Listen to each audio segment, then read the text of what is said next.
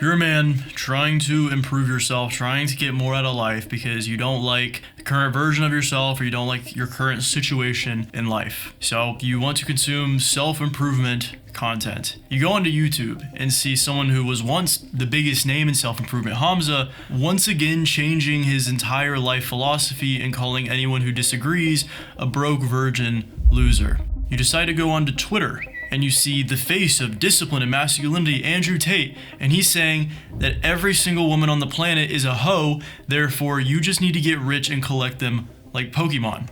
You open Instagram and you see a reel by the self-proclaimed CEO of testosterone, and it's about fingering girls. This is not self-improvement. The reality is, if personal development was a mountain and you're really trying to climb to the true top, the true peak, 99% of self-improvement content gets you up to maybe like a quarter of the way there and then puts you in a box and holds you there, not allowing you to move further because it doesn't benefit anyone in the industry that is making money off the industry. So in this video, I'm going to break down exactly how self-improvement has failed millions of men and the path that you should take instead of the path prescribed you by these self-proclaimed gurus, teachers, whatever it may be. And quick disclaimer, I have nothing wrong with wanting to make a lot of money. I have nothing wrong with teaching people how to pick up girls or wanting to attract women. I have nothing wrong with wanting to be super jacked and looking awesome aesthetically. There's nothing wrong with that inherently. But the issue lies when this content, when this algorithm holds you hostage and actually hinders you from continuing your development, all while making you feel like you're doing what you're supposed to be doing because everyone is telling you to do so. But recently, I stumbled across a book that not only exposes exactly what is wrong with self-improvement, but gives you an exact roadmap to follow so you can continue improving yourself, so you can have a happier, more fulfilling life with true peace of mind and not constant mental warfare and turmoil that all these gurus convince you that life is all about. And that is Transcending the Levels of Consciousness by David Hawkins. And I'm going to be honest with you, when I first stumbled across Hawkins and his work, I thought it was a little too woo-y, a little too spiritual, even for me, a spiritual guy. But the moment I opened it up, I quickly realized that I had stumbled across a gold mine. And it all started with this chart right here, the maps of consciousness. Now don't worry, there's no pop quiz at the end of this. You do not have to memorize this whole thing or these fancy numbers or these words or anything like that, but I am going to reference it to teach you in this video. This is essentially a map of different emotional states or levels of consciousness that you lie in your entire life. You are never not somewhere on this spectrum. The higher levels result in more peace, more happiness, more integrity, more self-love, actually liking yourself instead of always having this internal conflict of, I'm not who I'm supposed to be. And if you go further than that, maybe you're a monk or a saint, or you just somehow get in tune with the divine, you achieve levels that are literally in the spiritual paradigm. You have true spiritual experiences, which, by the way, if you're some Reddit fedora atheist and you believe that we're just on a rock flying through space, this might be a little too much for you. And then everything below this line is the survival paradigm, which is directly associated with suffering. So let's really quick work through the typical story, the exact story that I went through and that you probably went through when it comes to personal development, self-improvement. You're young, you're lost in life, you feel like it doesn't have meaning, you feel like you don't have a purpose,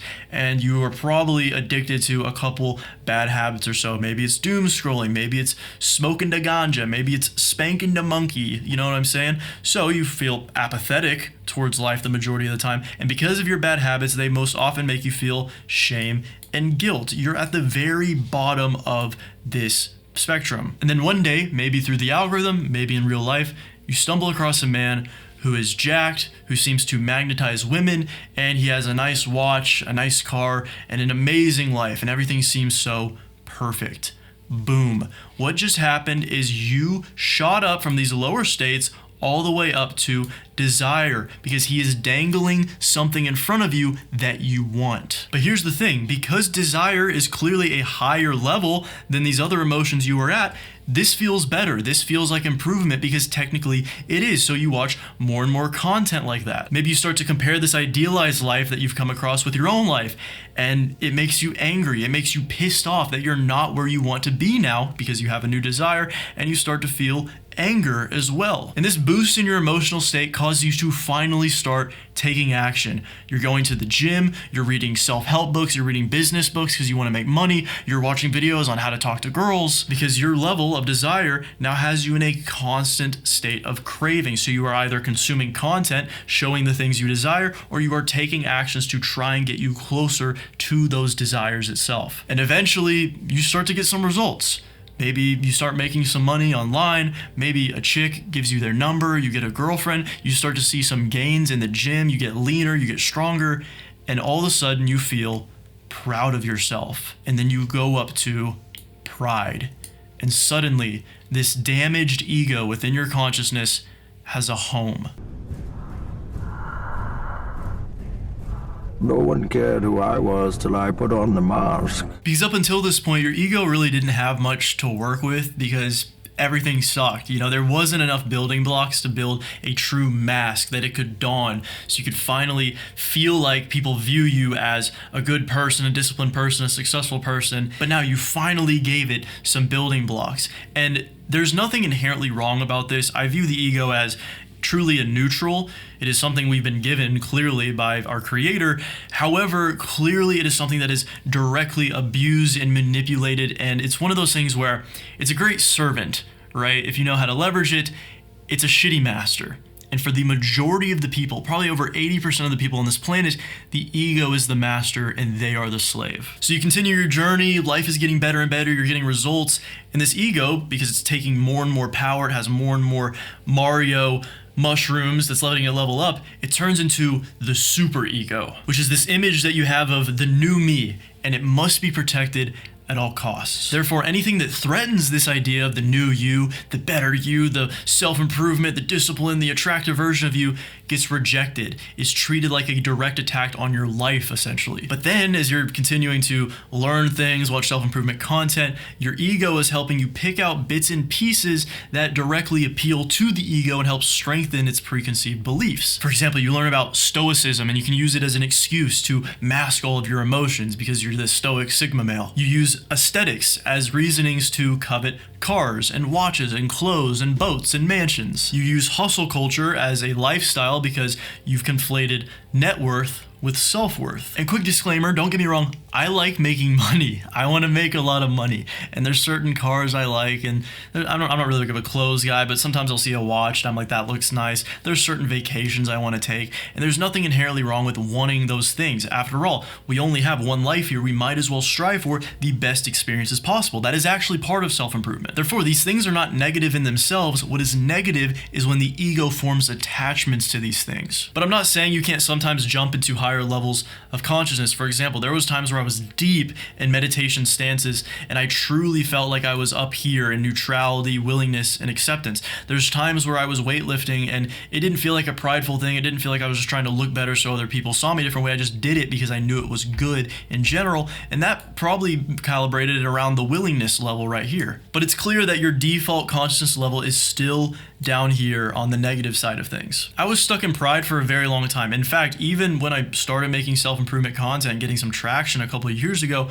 the majority of the time I was still in a prideful stance with everything. I made more money, I got more muscle, I was better with women, but I knew that I was still harboring something deep inside that my ego didn't want me to face, and that was fear. That was still levels of insecurity. But there are 4 massive detriments that you will face when you remain stuck in pride. Number 1 is the majority of your relationships suck. Besides maybe some childhood friends, some family members, all relationships remain surface level. You attract like-minded people, therefore you're attracting other men, other friends that are stuck in this pride level as well, and you just feed off of each other's egos. It's harder to maintain long-term romantic partnerships because this ego, this pride, becomes a repeating source of problems that never truly get solved because you are blind to the source of the problems in your relationship. Number 2 is mental exhaustion, because this constant need to keep up this persona is literally exhausting. It is a constant emotional warfare within your mind every single day. It's like you wake up and you are in a battle against yourself. Because if you have one bad month financially, one rejection from someone, one comparison to someone ahead of you, the entire structure you've created begins crumbling. Therefore, you never allow yourself to truly rest, to truly self-reflect, to truly reset, because it feels like you're falling behind. It feels like you're losing. And then you go and some guru, some motivational discipline guy is saying, yeah, you're losing, you're falling behind, you gotta do all these things I'm telling you to do and buy my course. Number 3 is straight up slavery, because every single decision you make is filtered through what will other people think of me. And what originally felt like this journey towards freedom is leaving you a prisoner. And 4th, which is my main point of this, is that your growth stops, because instead of learning from your failures, they're seen as a direct attack on your identity. You can't take criticism from others. You surround yourself with yes men or algorithmic echo chambers. Therefore, your self-improvement, your personal development is frozen to a halt. Moments of true presence, of true gratitude, of true mindfulness become extremely rare, because you're constantly looking for the next win, the next payday, the next girl, the next anything that is going to reaffirm this super ego that you've developed. But I haven't even mentioned the worst part, because the content, the ads, the algorithms placed in front of you all feed into these lower states, because like I said, the majority of people are in these states. The YouTube videos you watch that are basically just telling you why your view of the world is right, the political tweets that make you mad because they trigger your identity that you have with your political views, the ads that trigger your desires, because literally every ad for the most part is designed to trigger your desires in some way, shape, or form. Oh, this is a supplement because it will help you get bigger muscles, because you'll be more attracted to women. Boom, desire. It's the same with gurus. It does not benefit someone like Aman Gedzi for you to ascend the levels of consciousness, because it will directly stop you from consuming content like that, where it's just like flexing lifestyle, 5 tips to make more money, blah, blah, blah, because you're going to go search for true value, things that truly fulfill you and help you with your purpose. But honestly, if you want the harsh truth, if you're stuck in these lower levels and you are not moving beyond it, you can't even call what you're doing self-improvement, honestly. And unlike what these videos tell you, you can't just work a little harder and you'll get to climb up. Just one more video, just one more run, one more push-up, and you're gonna climb the levels of consciousness. No, that's not how it works. And I only know this because I sat in those lower levels for a while. I was just cashing out, right? My pride was getting more and more built up, and on the outside, everything looked better, which is what the ego cares about, is just how other people were perceiving me. But if you're someone who wants to actually continue your journey, who actually wants to become a better person, not just people perceive me better, but truly better within, truly happier, truly more peaceful, truly more in tune with the universe and with others and with your true self deep inside, then here are 4 things that you need to do as soon as possible to break out of those lower levels of consciousness. Number 1 is increase your metacognition. I have been banging this drum for years at this point, but as I get older into my 20s, as the years and years go by in my self-improvement journey, I have realized that increasing your metacognition is not just a helpful exercise, it is a fucking requirement. And the most clear way to do this is through deliberate mindfulness meditation. And look, the ego will try to tell you things like, oh, that doesn't work for me. Actually, working out is my meditation. Going on a run is my meditation. I can figure this out on my own. I can just think my way through it. I don't need to meditate.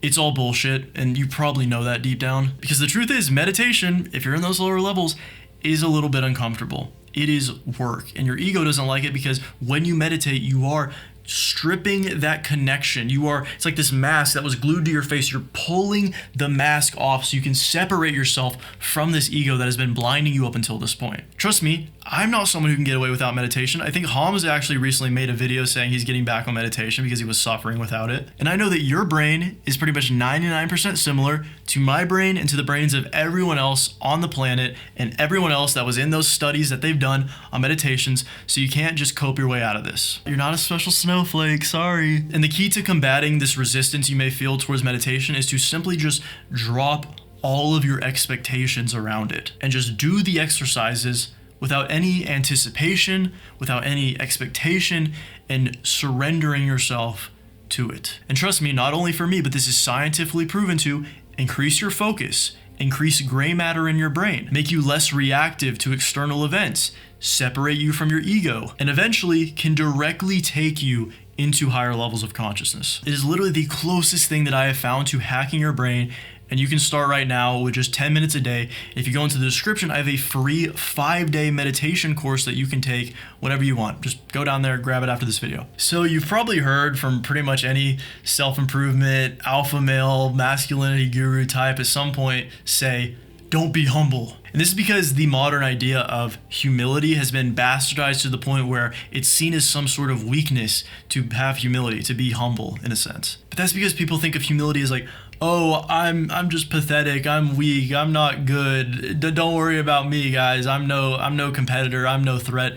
But that's not the case at all. When the reality is, as shown in people like saints, as shown in the Buddha, and as shown by the GOAT, Jesus Christ, it actually requires infinitely more strength to exercise humility because it goes exactly against what the ego wants the majority of the time. Especially in more triggering situations where the ego wants to be defensive or the ego wants to increase your status. Therefore, step 2 is install humility mechanisms. You need things in your life that can directly challenge your ego, that can give you an opportunity to accept reality, which sometimes includes flaws, mistakes, shortcomings that you possess. And personally, there are 2 ways that I think are the quickest. The first, which this may trigger people, being church. This may be a pretty polarizing topic, but honestly, I don't care. As Father Paul Truenbach said, we try to decrease ourselves enough that Christ comes and dwells inside of us and reveals the true self. Truly practicing faith and not the shallow, feel-good spirituality, religion that is really popular in the West is the best way to instantly start building humility and lowering your ego. Every Sunday when I attend service, I am directly reminded of my shortcomings, and it is not a negative experience whatsoever. It is super positive, it is super transforming because I am reminded of how blessed I am by forces outside of my control. I'm not here to say there's a certain church you have to go to. I'm not saying there's a certain way you need to practice the faith, but I am saying you need to go put yourself in an environment and surround yourself with these ideas that allow you to understand that there is something bigger than you, God, beyond your control, that you are still human and you are still capable of shortcomings, and that you are blessed and loved regardless of that. And the second one being just straight up mentorship or coaching. Because when you're directly reporting to someone that you cannot outstatus, which may be a mentor, a teacher, a coach, a friend that is just further ahead of you in something that you're working on, it enables you to step back into a student mindset, a growth mindset, and realize that you are not the shit. You are not better than everyone else. You do not have everything figured out. And while your ego may not like that at first, it is the quickest way to get results that you want out of life, whether it's with fitness, whether it's with business, making money, whether it's self-improvement. Which, by the way, if you think I might be someone that you want to learn from and you'd like to know my exact protocol to reprogram your subconscious, skyrocket your metacognition, and literally take back control over your brain, over your identity, over your ego, you can check out Mental Mastery in the description below. For over a year now, I've been constantly surrounding myself with friends and mentors and people that are further ahead of me because it allows me to continue to evolve without inflating my ego, and it has been an absolute game changer for me. But there is one seemingly innocent thing that almost everyone does,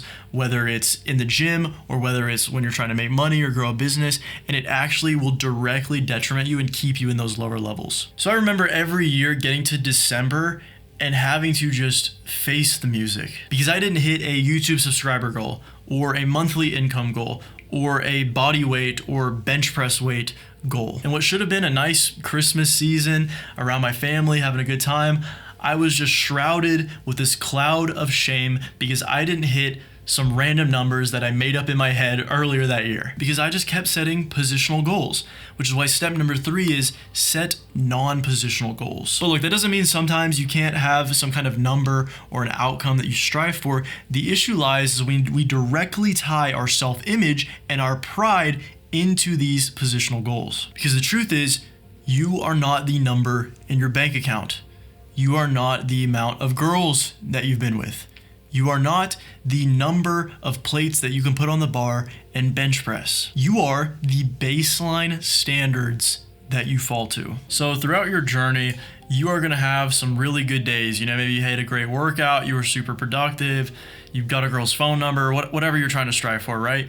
And then you'll have some worse days. And then maybe you'll have a really good day, and then you'll have a kind of a midday, and then you just have a bad day where you fumble, etc. Our egos want to convince us that we are that perfect day where the stars align and we're so disciplined and productive and we make all this money and do all these things, when the reality is Unfortunately, that is not true. You are the baseline that you fall to. You are your lowest point. Therefore, true self-improvement is not chasing that instant gratification of just maxing out, of burning out, just to achieve that one perfect day. It's about constantly raising this baseline, because then you don't have to have this internal warfare trying to squeeze a perfect day out of yourself so your ego doesn't crumble and you crash out, because your default is just getting better and better over time. So instead of having these imaginary outcome trophies you're trying to collect, set behavioral standards that you are trying to meet every single day, so that instead of measuring what you get, you're measuring what you give. And that's really all that we can control at the end of the day. We cannot control external outcomes.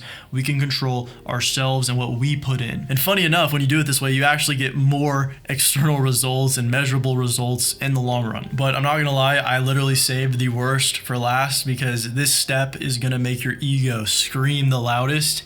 And that is number 4, surrender. It sounds like quitting. It sounds like everything the gurus tell you not to do. But the reality is, a lot of the suffering that we face in life is not externally inflicted. The world is not that bad. The world is not weighing on you that bad. It is self-inflicted suffering because we are trying to control everything. Every little outcome, every little result, every little detail of how your life is. And it's the same internally. Any negative experience or negative emotion that you face, which is just part of being human, is met with resistance. You have to block it away. You have to escape it somehow or distract yourself from it. But the reality is, a lot of times the best thing you could do is just sit there and take it. Pause. Surrendering does not mean that you stop taking action. Far from it. It just means that you separate your self-image from the outcomes of the actions that you are taking. You still go to the gym, but you relinquish the sense of, if I don't hit 315 bench within 4 weeks, I'm a failure. You still work on building your business, but you relinquish the, I have to hit $25,000 a month within 3 months or I'm worthless, I'm gonna fail, I'm not gonna make it. You still work on social skills and relationships, but you relinquish the need to control how other people perceive you or feel about you. Because we're not trying to surrender to our enemies. We're not trying to surrender to bad habits or negative things in life. As David Hawkins says, surrender is the letting go of resistance to what is. It is letting go of the resistance to reality itself. Not negative things, not bad things, not evil forces trying to get you to get on a naughty website or something, but rather relinquishing this internal conflict you've had of the current reality. And this is when the real shift will happen, because you will shoot out of pride and into things like courage, into things like willingness, this optimism towards life and doing the things without an attachment to some certain outcome, into a just general acceptance of how life is currently, of the present moment. Because as this chart says, you will start to feel hopeful, satisfied, harmonious with your life, with the world. But you want to know what the paradox of all this is? When you stop trying to force outcomes, you often get even better results. Not because you're manipulating reality with some reverse psychology, but you're shifting into flow instead of fear. You're shifting into acceptance, into abundance instead of scarcity. But even if those specific results don't come, you're free, because your peace of mind, your sense of self is not held hostage anymore like it was. And look, I get it. That may all sound like a lot, but the truth is, if you've watched this video this far, you're already doing the right thing. Because to continue to transcend these levels of consciousness, you simply just need to orient yourself in that direction. Therefore, if you just do these things in the video and keep your ego and pride in check, you will continue to grow. But I'm not gonna lie, there is another side of this equation if you actually want to get out of those lower states, because the majority of content you've seen has lied to you about motivation, has lied to you about finding your purpose in life. So if you click the video on the screen right now, I explain exactly how they did that and how to fix it so you can actually do the work to improve yourself, to get what you want out of life without having to rely on these external motivations or without feeling lost or purposeless. It's on the screen right now. Click it, click it, click it. Check out the stuff in the description. Thanks for watching. Love you. Bye-bye.